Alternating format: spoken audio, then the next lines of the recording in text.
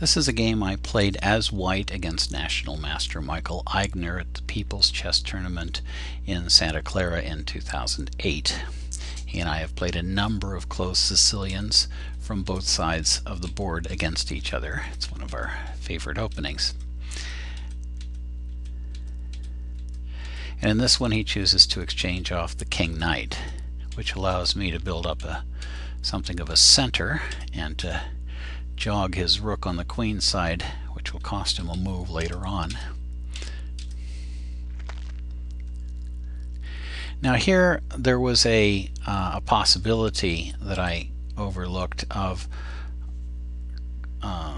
winning a pawn. I looked at it, but I didn't believe the analysis, which sometimes is a mistake, not to believe your own analysis. And eventually white will win a pawn out of it, and it gets to be a pretty good game. Instead, I chose to solidify the queen side so that I could concentrate on attacking the king side. And here's a pseudo knight sack.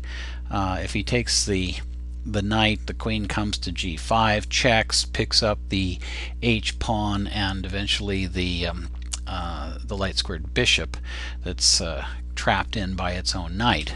He knows that, so he moves his king and allows me to get a very good square from my knight. And he repositions himself a bit. I reposition myself a bit. I get to move the rook, and now there was another shot that I analyzed and again didn't believe my own analysis, so I didn't play it, but this was the shot. Taking here, and then the fact that he could not take the knight because he gets checkmated turns out to be a key factor. I would have wound up with two pawns in this position, and he also can't play the knight down because my knight just threatens to checkmate him, and the only way out of it for him is to lose his queen. So that was a lovely shot that I analyzed, didn't believe. I have to start believing in myself a little more. Anyway, the actual game went this way. So when he came back there, I played the bishop down because I'm looking for that c4 pawn, which does come into play later on in the game.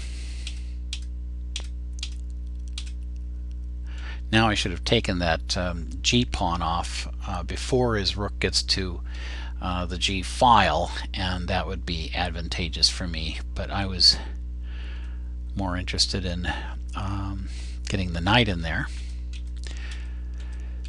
So I did have to maneuver around a bit, but again, that target of that c4 pawn comes into play.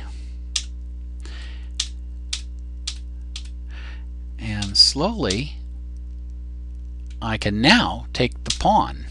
And the reason that I can take the pawn is that despite the fact that he has an attack here, the queen can come down and threaten queen to h6. And if he does indeed follow up and play knight takes c4, the queen gets to come in, exchange the rooks, and the queen gets to dominate the pawns in such a way that it's going to promote one of the pawns, and he cannot attack my king in a way that prevents it.